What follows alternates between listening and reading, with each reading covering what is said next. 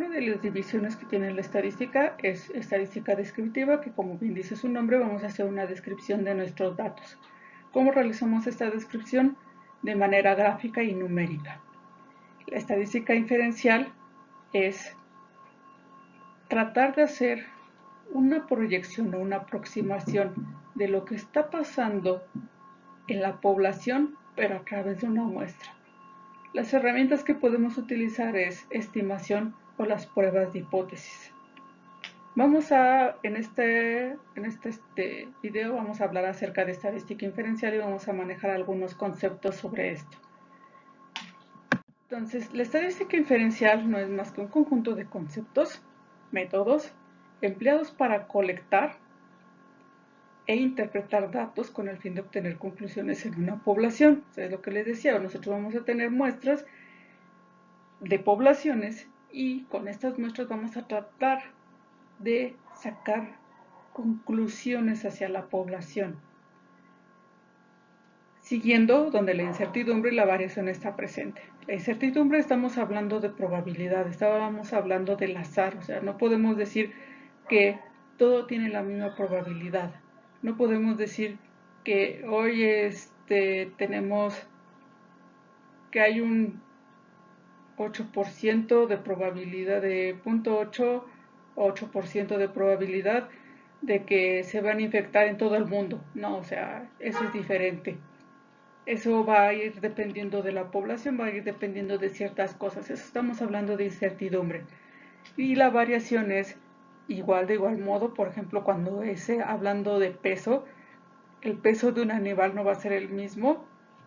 Por ejemplo, hablando de humanos, no va a ser el mismo. Estamos hablando de cuestiones que intervienen genética, ambientales, todo esto es lo que interviene y nos está causando una variación. Entonces, todo esto lo vamos a tomar en consideración para realizar estadística inferencial y con ello obtener conclusiones. El objetivo, como habíamos dicho, es, vamos a hacer una estimación o vamos a hacer una proyección, por decirlo de algún modo, de lo que tenemos en la muestra hacia la población. Entonces, nosotros vamos a tener una población, en este caso ratas, y como son millones de ratas o miles de ratas, lo que voy a hacer es hacer un muestreo. Con este muestreo voy a obtener una muestra, o sea, la herramienta que empleamos para obtener una muestra se llama muestreo. Y lo que hacemos es, bueno, tenemos ya la población, tenemos nuestra muestra, y en nuestra muestra lo que quiero hacer es conocer algo y pasarlo hacia la población. Por ejemplo, para ver si queda un poco más claro. Supongamos que mi variable de estudio, hablando de variable de estudio, es la que me está interesando. La variable de estudio, en este caso en ratas, va a ser el peso. Entonces yo quiero saber el peso de estos individuos. ¿Qué voy a emplear? Hablando de estadística, bueno, voy a emplear, pues ya que el peso es una variable de tipo cuantitativa, voy a utilizar la media. Entonces, recordando, el parámetro es la estadística descriptiva numérica de la población. Y como ya les había dicho, voy a utilizar la media de esta estadística descriptiva. Pero para la población, el símbolo es mu. Entonces, eso es lo que quiero saber, el peso promedio de la población, o sea, ese es el parámetro. Y como son miles de ratas, yo obtengo una muestra a través del muestreo y voy a obtener ahora el promedio de esta muestra, de estos ratones. Y esta media se va a representar como X barra y le voy a denominar estimador. ¿Por qué estimador? Porque recordemos, el estimador es la estadística descriptiva numérica, pero obtenida de la muestra. Entonces, lo que voy a hacer es, yo tengo mi media de la muestra, mi estimador, y quiero ver si esto se parece a esto. O sea, esta media, esta mu de esta población. ¿Con qué? Con la estadística inferencial. Eso es lo que tiene de objetivo, eso es lo que tratamos de hacer aquí en estadística inferencial. Entonces vamos a continuar para ver si queda un poco más claro. La estadística inferencial tiene muchas formas de clasificarse. Una de ellas es de acuerdo a la distribución de los datos. Vamos a dividir la estadística inferencial en lo que es paramétrica y no paramétrica. Entonces dirán, bueno, ya me perdí un poco. Si ustedes recuerdan, nosotros hacíamos histogramas, anteriormente hacíamos histogramas y veíamos si tenían sesgo a la izquierda, sesgo a la derecha o si estaban asesgados. Eso es lo que nosotros veíamos en un histograma. Bueno, con base a eso vamos a ver si nuestros datos se ven de esas maneras. O sea, si nosotros vemos que es totalmente simétrica, disculpen el dibujo, es totalmente simétrica, vamos a decir que se distribuye normal. Entonces vamos a hacer pruebas estadísticas que le denominamos paramétricas. Entonces si ustedes sus datos llegan y los meten en una prueba estadística o ven en su histograma que se ve como normal, entonces ustedes pueden realizar una estadística inferencial paramétrica. Si no parece eso, o sea, si se ve sesgado ya sea a la izquierda o ya sea a la derecha, entonces vamos a aplicar estadística no paramétrica. Cualquiera de estas dos, dependiendo de cómo va a ser sus datos, de cómo se vean sus datos. Hoy en día la estadística ya es más avanzada y hay modelos en los que no se considera tanto eso, les llamamos robustos, pero bueno, eso ya es otra cuestión. Entonces, pasando a este otro punto, vamos a recordar los símbolos. De hecho ya he estado hablando un poco acerca de esto. Ya hemos dicho que el estimador es la estadística descriptiva numérica de la muestra y el parámetro es la estadística descriptiva de la población. Entonces, los símbolos que vamos a estar empleando a lo largo de las siguientes sesiones va a ser para la media, el estimador va a ser x barra, el parámetro son mu. En la desviación estándar, el estimador lo vamos a poner como s y para parámetro sigma. En la varianza vamos a utilizar s cuadrada para el estimador y en el parámetro va a ser sigma al cuadrado. Si ven, para el parámetro siempre vamos a utilizar letras griegas. Eso es lo que normalmente hacemos, se realiza aquí en estadística. Vamos a hablar acerca de muestreo. Es muy corto lo que se va a hablar aquí. Muestreo es un tema muy amplio, hay cursos completos acerca de esto, pero aquí nada más es de manera somera. Entonces, vamos a recordar que es una muestra, que sí, lo he estado mencionando, pero vamos a poner un concepto más claro.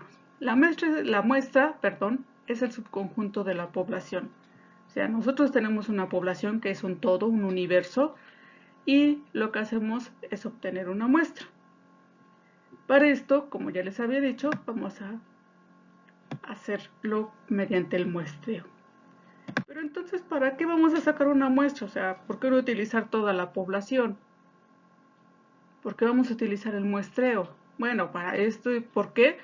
Entonces, estos son los objetivos de la muestra. La muestra se hace para obtener inferencia estadística, como ya he mencionado anteriormente, y otra de las razones importantes para la optimización de recursos. O sea, ahorita estamos viendo, aquí en México se hizo el censo. El censo es a nivel poblacional, como bien sabemos todos. Imaginen cuántos materiales se han utilizado, cuántos recursos monetarios se han utilizado, cuántos recursos humanos, cuántas personas están pasando de casa en casa o pasaron para hacer el cuestionario. ¿Cuánto tiempo se ha llevado para hacer esto? O sea, imaginen todo eso que está sucediendo. O sea, los censos son así. O sea, es un chorro de material. ¿Cuántas libretitas, cuántas cosas se están utilizando?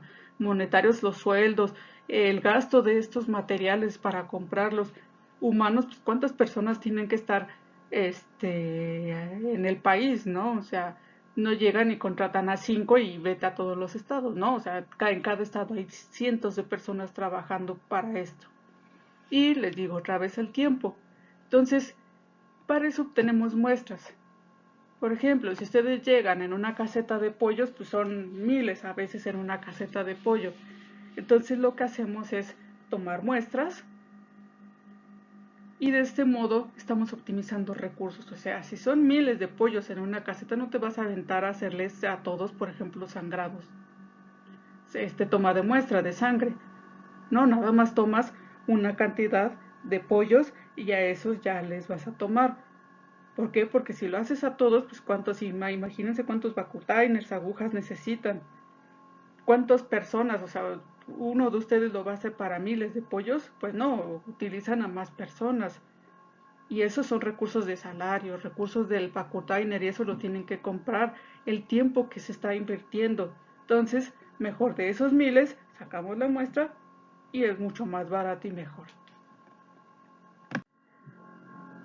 Vamos a ver que existen tipos de muestreo. El muestreo se lo vamos a dividir en probabilísticos y no probabilísticos. En el muestreo probabilístico, todos tienen la misma probabilidad de estar en la muestra. En lo no probabilístico, obviamente no. Un ejemplo así muy sencillo. Uno probabilístico. Cuando su profesor les dice, bueno, aquí tengo la lista y voy a seleccionar a 3 individuos. Entonces, es como si inmediatamente cada uno se le pusiera un número. O sea, por ejemplo, si en la lista fueran 40, entonces cada uno tiene un cuarto, un cuarto, un cuarto, un cuarto de aparecer. Y todos tienen la misma probabilidad de estar en la muestra, porque lo va a hacer de manera al azar. Eso es el probabilístico. En un muestreo no probabilístico, poniendo un ejemplo así burdo, es por ejemplo lo que se hace, ¿no? Cuando les dice el profesor, a ver, tú selecciona a alguien para la pregunta. Entonces, ustedes llegan y dicen, ah, pues es que es una pregunta, no me gusta la materia, voy a preguntarle a ese que me cae gordo. Ese no es probabilístico, porque ya estás poniendo algo, estás poniendo tu juicio ahí. Entonces, no lo estás haciendo al azar, no estás diciendo, ah, lo voy a hacer al azar y los voy a contar y 1, 2, 3 y ahorita el 5. No. Entonces, o por ejemplo, lo que hacen, hagan equipos y te vas con tus amigos. Ese es otro muestreo no probabilístico, por decirlo de algún modo. Entonces, dentro de los tipos de muestreos, vamos a ver que existen otros muestreos adentro. Entonces, estos son solamente ejemplos, hay más muestreos dentro de de cada categoría, perdón. De los muestreos probabilísticos, los ejemplos que estoy poniendo son aleatorio simple, sistemático, estratificado y conglomerados. En no probabilístico, por conveniencia, por cuentos y discrecional. Vamos a poner un ejemplo para cada uno de los tipos de muestreos. Un ejemplo para probabilísticos y uno para no probabilísticos. Ejemplo para probabilístico. Muestreo aleatorio simple. Este lo pongo porque en los temas siguientes vamos a tener de supuesto que todo se obtuvo de muestreo aleatorio simple. Por eso lo pongo de ejemplo. Entonces el muestreo aleatorio simple, como bien dicen, es simple, es muy sencillo. ¿Qué utilizamos? Números aleatorios. Los números aleatorios los podemos obtener ya sea de páginas de internet, por ejemplo de esta, random.org. Por ejemplo, hay aplicaciones en celular. Podemos utilizar Excel, pueden utilizar la calculadora. Todos esos pueden utilizarlos si les sacan números aleatorios. Entonces dirán, bueno, sí, ya obtuve mis números aleatorios, ¿ahora qué hago para hacer mi muestreo? Bueno, lo que van a hacer es, con este ejemplo, tenemos 15 alumnos. Entonces aquí tenemos 15 alumnos y los numeran. 1, 2, 3, 4 y bla, bla, bla, hasta el 15. Ya los numeraron. Entonces ustedes llegan y sacan sus números aleatorios y salen 1, 7 y 14. Esos son los números aleatorios que ustedes obtuvieron. Entonces de estos numerados van a decirle al 1 que pase, al 7 y al 14. Y así, este es un muestreo aleatorio simple. Ya tenemos nuestra muestra. Estos son los individuos que están dentro de la muestra. Ahora, hay muestreos aleatorios simples de dos maneras, con reemplazo o sin reemplazo. ¿Cómo es esto? Tomando el ejemplo anterior, si recuerdan teníamos tres individuos, el 1, el 7 y el 14. Esos eran los que teníamos, ¿no? O sea, yo lo hice en Excel a lo mejor y me salió 1, 7 y 14. Entonces le numeré como lo vimos en la diapositiva anterior, del 1 al 15 y les dije al individuo 1 que pasara, al 7 y al 14. Entonces le digo, bueno, ahora van a hacer un examen. Dice, a tal hora, tal día van a hacer un examen y tienen que venir. Y dice uno, ya llega el día del examen y dice, ¿sabe qué, maestra? No puedo ir. ¿Por qué? Pues porque me dio diarrea aquí, en mi casa, entonces no puedo ir. ¡Wow! Qué lástima, ¿no? Ni modo, no puede. Entonces lo que hago es, no importa, yo voy a sacar otros números aleatorios. Me sale el 9 y el 3 y el 5. Y uno de estos va a suplir al 14. Por ejemplo, el 14 fue el que no pudo. Chin, el 14 fue el que le dio diarrea. Entonces le digo al 3, ¿sabes qué? Ven a hacer el examen. Y eso es con reemplazo. Se está reemplazando al número que no pudo. Entonces, repitiendo otra vez, nosotros esta es la primera, ¿no? Eso es lo que tenemos. Este es lo primero que teníamos. Pero el 14 no pudo. Entonces, yo anteriormente saqué otros números aleatorios, estos que tengo aquí, y los tengo como reemplazo, o sea, para cualquier cosa que vaya a suceder. Entonces, el 14 no pudo por diarrea. Ah, bueno, pues no importa, el 3 ya le había avisado y le dije, pues ponte ducho porque si no puede uno, te vienes. Entonces, eso es lo que pasó. Ya el 3 llega y le digo, no, pues sabes que el 14 no vino, viene a reemplazarlo. Y ya viene a reemplazarlo. Ese es un muestreo aleatorio simple con reemplazo. Si se emplea en veterinaria, por ejemplo, si ustedes están probando un medicamento en pollos y se llega a morir, ustedes pueden tener animales de reemplazo y meter uno. Y meter un pollito que tenían ahí, ¿no? Y suplantar ese que se murió. Bueno, ahora pasemos al muestreo aleatorio simple sin reemplazos. Bueno, el muestreo simple sin reemplazos es que si la persona que le dio diarrea no vino, ya me fregué, porque solamente me van a quedar estos dos. Ahora me va a quedar el número 1 y el número 7. Entonces, ya no tengo, no saqué ningún reemplazo, porque es sin reemplazo. Entonces, el examen solamente lo van a aplicar el 1 y el 7. Ya, se acabó. Nada más voy a tener dos individuos que lo hicieron, no tres. Ni modo. Entonces, ese es un sin reemplazo. Entonces, es como, por ejemplo, en una producción, si se muere un individuo y no tienen a otro, bueno, eso es un sin reemplazo, ¿no? O sea, por ejemplo, si ustedes dicen, voy a hacer, o a lo mejor un ejemplo más real. Por ejemplo, ustedes están haciendo un seguimiento de pacientes con cáncer, de perros con cáncer, y de repente uno se muere. Ya no van a reemplazarlo, porque ese individuo, pues no se puede reemplazar. ¿Por qué? Porque no tiene esas características iguales, semejantes, o otro no tiene esas características semejantes a ese que se murió. Entonces ese es un sin reemplazo. Vamos al siguiente ejemplo, que es para el muestreo no probabilístico. Este muestreo se llama por conveniencia y, como bien dice, es lo que nos conviene. Entonces los sujetos son seleccionados dada la conveniente accesibilidad de proximidad para el investigador. Un ejemplo, lo que estamos viendo ahorita. Entonces, si ustedes quieren hacer un proyecto en este momento, que no podemos salir por la pandemia, bueno, pues entonces, ¿qué hacemos? Pues tomamos a nuestras mascotas. Y ese es un muestreo por conveniencia. O sea, no puede llegar y le dicen, es que profesor, yo no puedo hacer un muestreo en un rancho o en una clínica, no puedo hacerlo. ¿Por qué? Porque pues ahorita por la situación no se puede. Entonces, ¿qué se hace? Pues tomas a tus perros, a tus gatos, a los animales que tengas ahí y le haces las mediciones. Ese sería un muestreo por conveniencia. Ya de manera más real, se hace muy común, sobre todo en lo que son clínicas. para lo que son patologías. Supongamos, por ejemplo, que ustedes quieren saber acerca de un tumor en matriz, en perras.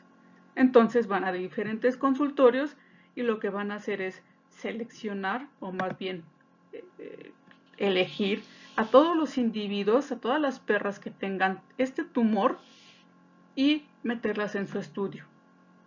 Entonces no van a discriminar, no van a poner números, no van a hacer nada. O sea, ya llegó en el consultorio 1, dijeron, ya aquí hay una perra que tiene el tumor que te interesa. Pues entonces vas y le mides todo y no sé qué. En el consultorio 7 salió otra que tenía este problema. Pues ya te vas. O sea, ahí no hay al azar, no hay nada, sino que es por conveniencia, porque tienen los síntomas o las cosas que tú deseas. Eso sería un muestreo por conveniencia. Ahora, una cosa importante que hay que tomar en cuenta, que a veces lo que se obvia, lo que no se hace, es considerar un tamaño de muestra. Entonces, esto es muy conveniente y, como bien dice, va a depender del objetivo de la investigación, de la variable, va a depender de muchas cosas. De hecho, el tamaño de muestra va a calcularse dependiendo del objetivo, de la variable, del tipo de estudio. Todo va a influir en el tamaño de muestra y esto es sumamente importante de considerar dentro de una investigación. Y ahorita vamos a ver más que nada por qué esto es importante. Pues espero que quede un poco claro. Entonces, pasemos ya a conceptos más fuertes dentro de lo que es estadística. Vamos a ver un concepto que esto ya aplica en estadística inferencial, es el teorema central del límite. El teorema central del límite, como dice aquí, dice, al tomar muchas muestras del mismo tamaño se obtiene la media y desviación estándar, la desviación muestral. Entonces el promedio de los promedios es la media poblacional. Vamos a pasar un ejemplo para ver si se entiende. Vamos a ver con este ejemplo. Entonces decía, tú tomas diferentes muestras de una población, pero todas son del mismo tamaño. Entonces aquí tenemos la población. Población de pollos. Entonces se toman diferentes muestras. Muestra 1, 2, 3, 4. Y todas van a tener el mismo tamaño de muestra. Supongamos, nada más por suponer, como ejemplo, 3 pollos, y aquí en la muestra 2 son 3, y en la 3 son 3, y así todos tienen el mismo tamaño de muestra. Todos. Entonces, a cada muestra que obtuvieron de esta población, le van a sacar su media y su desviación estándar. A cada muestra le están obteniendo. Entonces, si ustedes al final ya dicen, bueno, ya tengo las muestras, ya tengo la muestra 1, muestra 2, ya tengo todos sus promedios, tengo los promedios de todas las muestras, y sacan el promedio de todas estas muestras, ese promedio es la media poblacional. Y esta población, o sea, esta distribución que va a tomar la población va a ser normal. O sea, la vamos a ver como una campana de Gauss. Entonces dice, muestreo aleatorio con tamaño de muestra grande. O sea, si ustedes hacen un tamaño de muestra grande, si lo van incrementando lo van incrementando gradualmente, eso se va a ver como una campana de Gauss. Después dice, cada muestra tiene su distribución de probabilidad. O sea, es lo que, regresando al ejemplo, supongamos que estamos midiendo ganancia de peso, GDP, ganancia de peso diario. Cada uno de ustedes está tomando una muestra de pollitos y está pesándolos, los está pesando, les está pesando a cada pollito. Cada uno tiene 3 pollitos y los está pesando, ¿no? Y le saca su media. Entonces todos me los pasan a mí, todos esos promedios, y yo al sacarle el promedio de los promedios que ustedes me están dando, estoy obteniendo la media poblacional. Pero aparte, cada una de estas muestras va a tener su distribución de probabilidad. O sea, por ejemplo, si este pesó 300 gramos, este pollito pesó 300 gramos, tiene una probabilidad. A lo mejor pesó 500 gramos. Este también tiene una probabilidad y no va a ser la misma para cada uno porque cada pollito no va a tener el mismo peso, o sea, no va a tener este 300 y este 500, sino que va a ir diferente. A lo mejor este pesa 315.5, este pesa 205 o etc., ¿no? O sea, en cada muestra los pollitos, el peso de los pollitos va a variar y con esto la distribución de probabilidad también va a cambiar. Entonces, por eso dice, cada muestra tiene su distribución de probabilidad.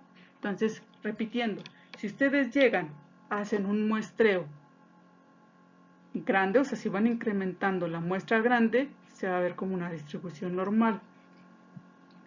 Y dirán, es que ya me confundí. O sea, si ven, lo que estamos haciendo es lo siguiente. O sea, en cada muestra hay 3 pollitos.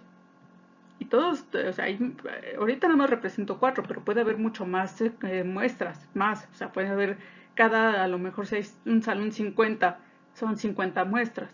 Entonces, si todos me las dan, todos esos promedios me los dan, hasta cierto punto es la población. O sea, en esos promedios se encuentra la población. O sea, si los conjuntos, esos promedios que me están dando, ahí se encuentra la media poblacional y por eso estamos incrementando la muestra. Entonces,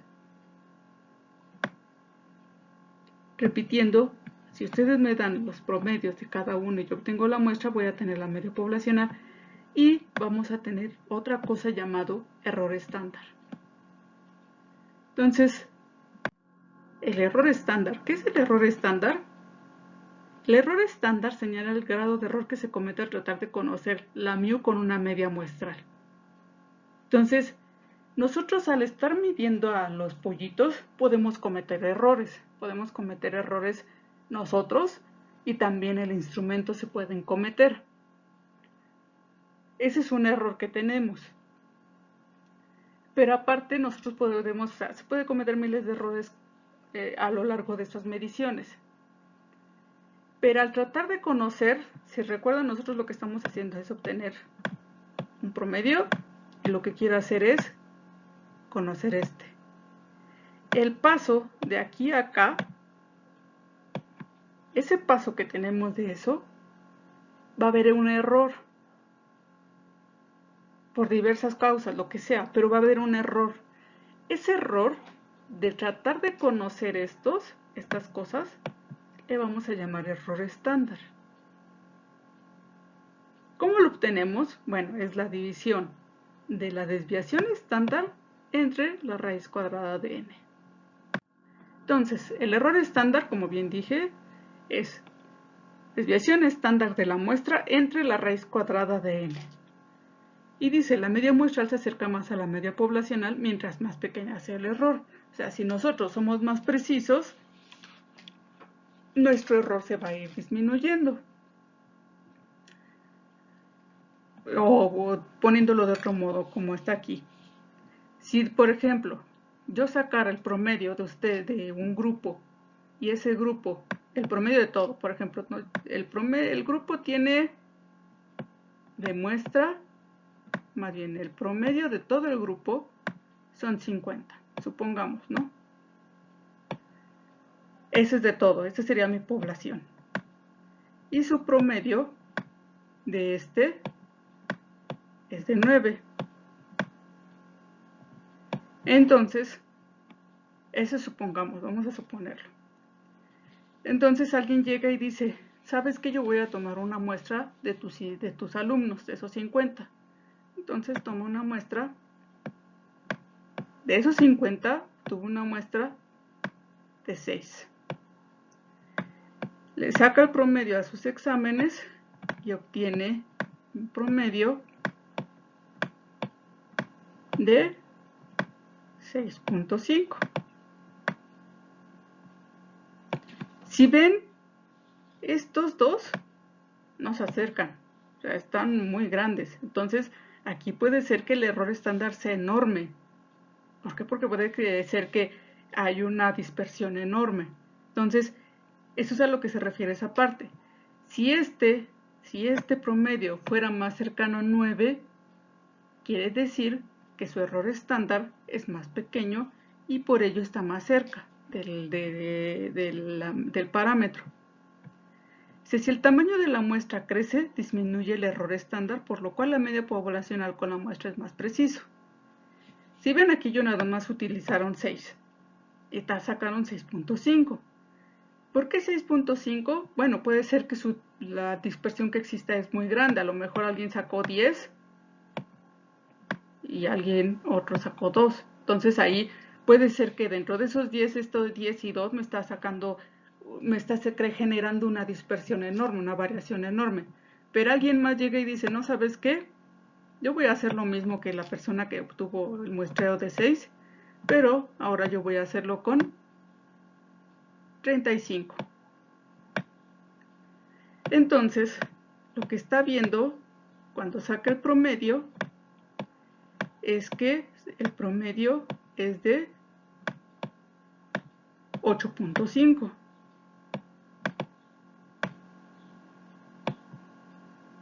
¿Qué pasó? Bueno, incrementamos el tamaño de muestra, incrementamos el tamaño de muestra y se incrementa el promedio. Entonces dígame, a ver, pero ¿cómo? ¿Cómo? Estamos manejando que aquí en el 6.5 estamos teniendo muchos valores extremos. Entonces, lo que me está generando una desviación estándar enorme o una varianza.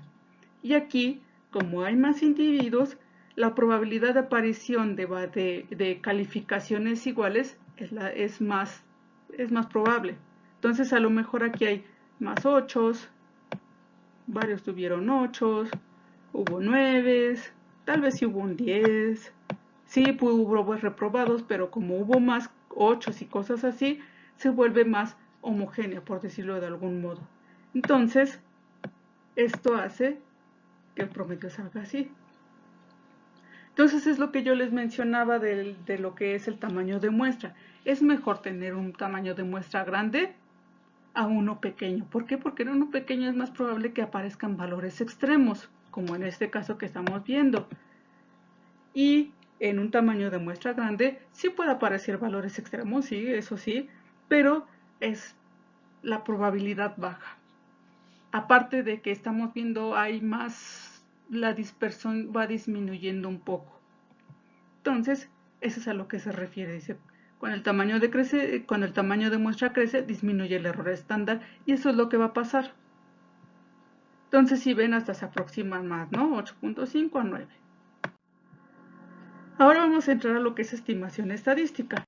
La estimación estadística la vamos a dividir en estimación puntual e por intervalo. La puntual, ese es un valor numérico utilizado para estimar el parámetro. Estimación por intervalo consta de dos valores numéricos con un grado específico de confianza donde se considera que incluye el parámetro. O sea, en el puntual es como dice un punto. En el intervalo vamos a generar dos valores y dentro de estos vamos a esperar que se encuentre un parámetro. Este de intervalo vamos a andar más adelante. Vamos a ver un poco de lo que es estimación puntual.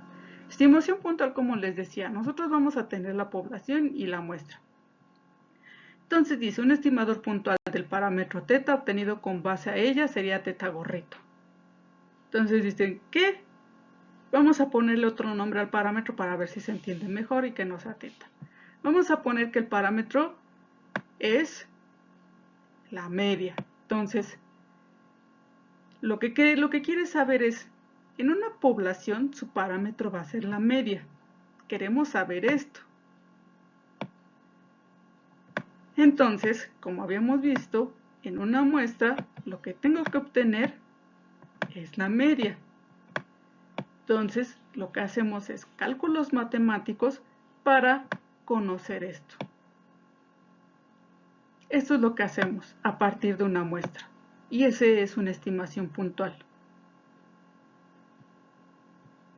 O sea, de una muestra, o sea, utilizando su estimador, vamos a conocer la media, pero de la población, o sea, el parámetro. Entonces, esto es muy bueno. Aquí podemos ahondar mucho en lo que son propiedades del estimador y cuál es el mejor estimador. Eso se lo dejamos a los matemáticos, nada más de manera muy rápida. Si propiedades del estimador. Estamos hablando de error de estimación, que es muy diferente al error de estándar. El error de estimación estamos hablando ya a nivel puntual, o sea, siguiendo con estimación puntual. Estamos diciendo que el error de estimación es la distancia o es una resta entre lo que es el estimador menos el parámetro. No, es al revés. El parámetro menos el estimador. Ese es el error de estimación. O sea, lo que vamos a hacer es una resta de mu, o sea, de la media de la población, menos el estimador, menos la media de la muestra. Ese es el error de estimación. Entonces, por ejemplo, tomando el ejemplo de los promedios, decíamos, el promedio de un grupo es 9 y con una muestra de 35 era 8.5. Entonces, ¿cuánto es el error de estimación? 0.5. Ese es el error de estimación. Dice, una estimación será más precisa cuanto menor sea el error de estimación. Obviamente, esto es lo que estamos viendo, ¿no? Con los ejemplos anteriores. En el caso que teníamos de 50 alumnos, la población era 9 y 8.5 con un tamaño de muestra de 35. ¿Qué pasaba si tomamos el de 6? Bueno, teníamos 9, que era el de la población, y teníamos 6. Este es 0.5. Entonces esos son 3. Entonces, si ven, la estimación será más precisa cuanto menor sea el error de estimación. El error de estimación son aquí son 3 puntos y aquí son 0.5. O sea, aquí es mucho más pequeño que con respecto a este. Entonces, es mucho más preciso este que el de arriba. Y si en promedio el error obtenido al estimar a partir de diferentes muestras es igual a 0. O sea, en promedio, el error obtenido al estimar a partir de diferentes muestras es 0. Entonces, por ejemplo, de los pollitos teníamos 4 muestras. Cada uno le hacemos su estimación. Si sacamos el promedio, en promedio, esta tendría que ser 0 el error de estimación. Entonces, teniendo las 4 muestras, y hacemos para cada una, o sea, se tiene la media de la población de pollitos y para cada muestra se hace la resta. Entonces, para la muestra 1, para la muestra 2, y así nos vamos, ¿no? Para cada muestra se hace esto, se hace la de la resta y se saca el promedio de estas. Tiene que ser 0. Entonces esto le llamamos también esperanza del error. Vamos a ver el principio de estimación insesgada de mínima varianza. Esto de insesgado suena feo, pero ya se ha retomado antes. Estamos hablando, de hecho ya lo había mencionado cuando hablamos de distribuciones. Decíamos que teníamos una distribución sesgada a la derecha, sesgada a la izquierda y teníamos la insesgada. La insesgada es que no tiene ningún sesgo. De hecho, esta insesgada también estamos hablando que es simétrica. Hablando de simétrica, también podemos decir que es una distribución normal. O sea, la estimación insesgada de mínima varianza es aquella que no tiene sesgo y por lo tanto tiene una variación muy pequeña. Entonces dice, la esperanza del estimador es igual al parámetro para todo parámetro. Es lo que veíamos anteriormente. Entonces la esperanza del estimador, que es lo que hablábamos anterior, es igual al parámetro para todo parámetro. Entonces, lo que hacemos aquí es, en esto ya para abreviar y no irnos tanto a lo matemático, es buscar un estimador que tenga una menor variabilidad. Eso es lo que estamos buscando. Entonces, si nosotros vemos esta, vamos a buscar el que tenga menor varianza. ¿Cuál es la gráfica que tiene una menor varianza? Y ese puede ser que sea nuestro estimador idóneo. Entonces, por ejemplo, aquí vemos que la roja, esta roja de aquí, es la que tiene 0.2, es la que tiene menor, y de hecho tiene, si ven, es más estrecha. La que tiene mayor es esta azul. Este sería el azul. O sea, tiene una mayor variación. Por lo tanto, esta se elimina. Y la roja sería la que elegiríamos. ¿Por qué? Porque tiene una menor variación. O sea, es lo que estábamos mencionando. Si nosotros tenemos una menor variación, o sea, una menor distancia entre nuestros datos, es más probable que sea más parecido a la población. Entonces, nosotros estamos viendo anterior que teníamos, bueno, decíamos 9 menos 8.5. Eso es lo que decíamos. Y decíamos, no, pues el error de estimación es 0.5. Pero aquí, ya hablando dentro de esto, dentro de este 8.5, ¿cómo va a ser mi dispersión? ¿Cómo es esta S? ¿Cómo es la desviación estándar o varianza? Esta, yo les había dicho anteriormente, teníamos que había muchos 8, 9, 10.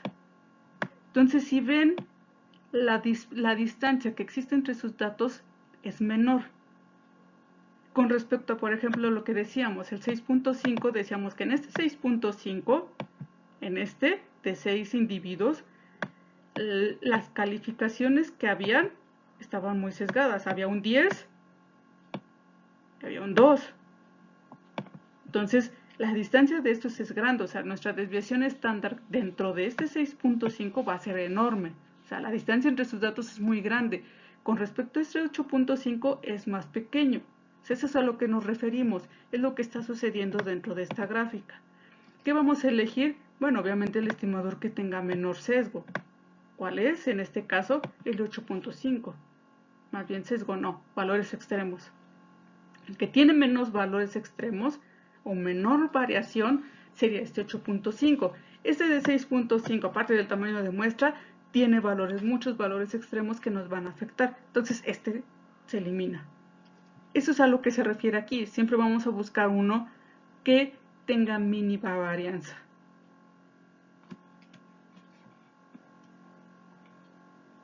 O sea, lo que estamos diciendo es que estamos buscando que mu sea igual a el estimador, en este caso x barra. Eso es lo que estamos buscando en estimación insesgada de mínima varianza. Eso es lo que quiere decir esto, en otras palabras. Entonces, vamos a hablar ahora otro concepto, distribución muestral. Dice la distribución de probabilidad de los posibles valores que toma la estadística calculados a partir de tamaños de muestras de igual tamaño extraídas aleatoriamente de una misma población. Esa es la distribución muestral. Entonces ya no sé qué pasó aquí. Bueno, estábamos diciendo de los pollitos.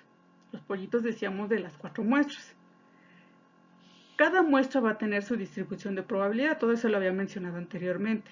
O sea, en la muestra 1 teníamos 3 pollitos y cada uno va a tener su peso, que 200, que 150 y que 305. Esos son sus valores, pero cada uno de estos valores va a tener una probabilidad. Cada uno de estos va a tener algo, o sea, la probabilidad es como la sombra.